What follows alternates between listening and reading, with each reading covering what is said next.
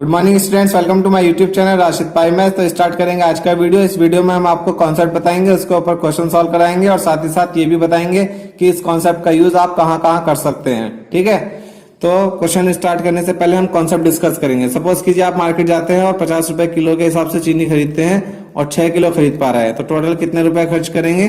300 rupees खर्च कर पाएंगे।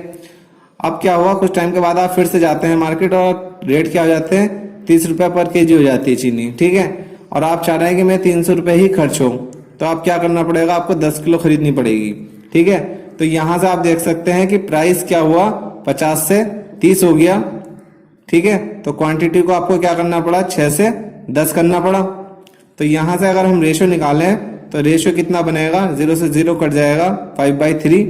और यहां से अगर हम रेशियो निकालें तो ये 2 से कट जाएगा, 2 3 जा 6 और 2 5 जा 10। तो यहां से क्या हुआ, 3/5 हुआ। यहां से हुआ था 5/3। ठीक है, तो यहां से क्या आया, 3/5 आया। तो मतलब रेशियो एक दूसरे के रेसिप्रोकल आ जाते हैं, यानी कि उल्टा आ जाते हैं। ये कब आते हैं, जब आपके पास नेट क्वांटिटी, मतलब जिन दो चीजों का मल्टीप्लाई हो रहा है वो क्या है, कांस्टेंट है। अगर दो चीजों का मल्टीप्लाई पहले 300 था और आप इस बार भी 300 चाह रहे हो बाद में भी, तो क्या करना पड़ेगा, अगर प्राइस 50 से 30 हो गया तो क्वांटिटी को 6 से 10 करना पड़ेगा। यानी कि अगर ये कम हो रहा है तो ये इंक्रीज करना पड़ेगा। इस तरीके से हम यहाँ समझ सकते हैं कि 5 से 3 हुआ है तो इसको 3 से 5 करना पड़ेगा। ठीक है, अगर ये चीज आपको समझ में आ गई तो आप इस कॉन्सेप्ट का यूज आराम से कर सकते हैं। और ये कॉन्सेप्ट आपका कहाँ कहाँ लग सकता है वो हम डिस्कस कर लेते हैं।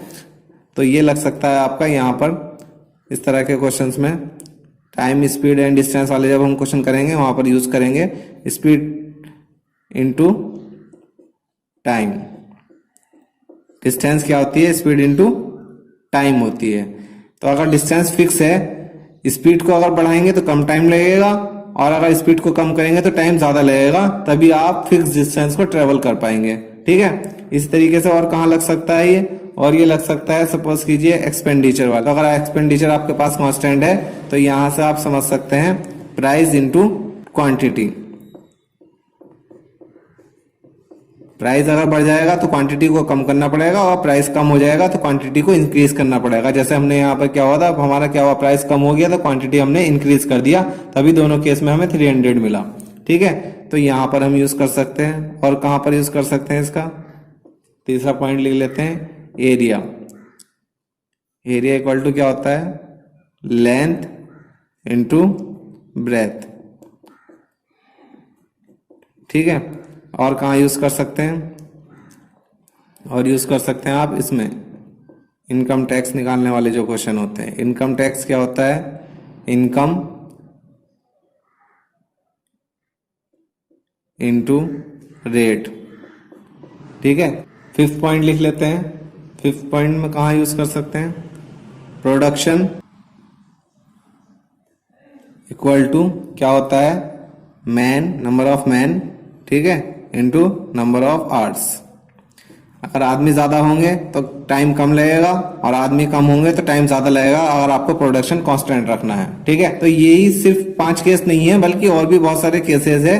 कहाँ कहाँ, जहां दो चीजों का मल्टीप्लाई हो रहा होगा वहां वहां क्या कर सकते हैं, अगर उस चीज को कांस्टेंट रखना है जो उन दो चीजों के मल्टीप्लाई से बन रही होगी। जैसे प्राइस और क्वांटिटी के मल्टीप्लाई से क्या बनना है, एक्सपेंडिचर बनना है। लेंथ और ब्रेथ के मल्टीप्लाई से क्या बनना है, एरिया बनना है। तो जहां दो चीजों का मल्टीप्लाई से एक तीसरी चीज बन रही होगी और उस चीज को आप तीसरी वाली को कांस्टेंट रखना चाहते हैं, तो वहां पर क्या होगा, रेशियो एक दूसरे का उल्टा होगा। उन दोनों चीजों का रेशियो क्या होगा, उल्टा होगा। जैसे प्राइस और क्वांटिटी का हमने यहाँ आपको बना के दिखाया है। प्राइस अगर क्या है 5/3 हो रहा है रेशियो, तो क्वांटिटी का क्या हो रहा है, 3/5 हो रहा है। तो इसी कॉन्सेप्ट का हमें यूज करना है। तो स्टार्ट करते हैं ये क्वेश्चन। इसमें आपसे बोला है, if the price of sugar falls down by 10%, sugar का प्राइस क्या हो गया, 10% रिड्यूस हो गया। अभी हमने क्या देखा है कि एक्सपेंडिचर जो होता है वो क्या होता है, price into total quantity. Quantity लिख दो आप इसको, या टोटल क्वांटिटी लिख दो। ठीक है, आगे आपसे क्वेश्चन में कहा है, by how much percent must a householder increase its consumption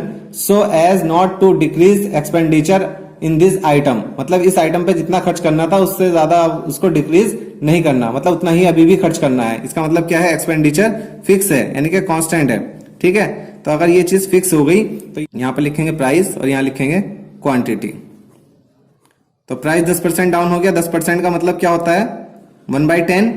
ठीक है, 1/10 कैसे आता है कि परसेंटेज की वैल्यू फ्रैक्शन में कितनी होती है, इसको किस तरह से याद रखना है। तो इसके लिए हमने परसेंटेज की 2 बेसिक वीडियो अपलोड की है, आप वे वीडियोस देख सकते हैं, जिससे आपके लिए परसेंटेज बहुत ज्यादा इजी हो जाएगा। तो प्राइस 10% डाउन हो गया, इसका मतलब क्या हुआ? 10 पर 1 कम हो गया, यानी कि पहले अगर 10 था तो अब कितना हो गया? 9 हो गया।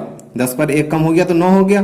तो क्वांटिटी क्या हो जाएगी? आपको पता है कि अगर 2 चीजों का मल्टीप्लाई हो रहा हो और जो रिजल्टेंट है वो फिक्स हो, तो इन दोनों का जो रेशियो होता है वो रेसिप्रोकल होता है। तो प्राइस अगर 10 से 9 हो गया, 10 पर 1 कम हो गया, 10% रिड्यूस होने का मतलब, तो अगर 10 से क्या हो गया? 9 हो गया, तो यहाँ पर क्वांटिटी क्या हो जाएगी? 9 से 10 हो जाएगी। ठीक है, यहां से रेशियो बन गया ये प्राइस का और ये बन गया क्वांटिटी का, जैसे हमने यहाँ पर आपको बना के दिखाया था अभी। ठीक है, आगे बोला है आपसे, by how much percent must a householder increase is consumption. उसको अपना कंजप्शन कितना बढ़ाना पड़ेगा? तो हम यहाँ से देख पा रहे हैं पहले 9 हो रहा था कंजप्शन, तो अब उसको कितना करना पड़ेगा? 10 करना पड़ेगा। तो क्वांटिटी कितनी इंक्रीज करनी पड़ रही है? 1 इंक्रीज करनी पड़ रही है। कितने से? 9 से। तो 1 इंक्रीज करना पड़ रहा है किसकी कंपेयर में? 9 की कंपेयर में। तो जिससे कंपेयर होता है वो डिवाइड में आता है, और बोला है परसेंटेज में बताना है। तो परसेंटेज में करने के लिए आप क्या करोगे? 100 से मल्टीप्लाई करोगे तो ये आ जाएगा 1/9 इंटू 100%, और ये कितना होता है? 11 एंड 1/9% के इक्वल होता है। ठीक है, ये आपका आंसर हो गया। अगर आपको वीडियो पसंद आया लाइक करें, शेयर करें, अपनी राय में कमेंट करके बताएं। Thanks for watching.